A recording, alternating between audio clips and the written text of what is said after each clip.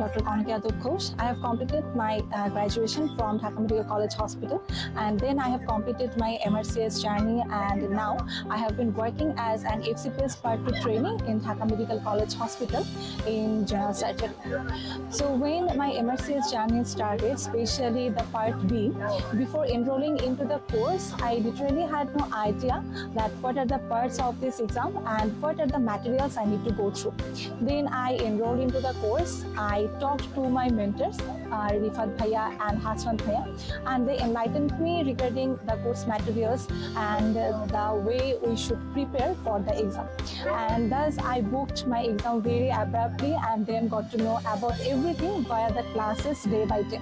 So that was my journey, and here I'm really grateful to my mentors for their relentless support, because there were times with so much downs actually when I felt that yes, this is the time now that I might stop studying and I might get back to like cancelling my exam.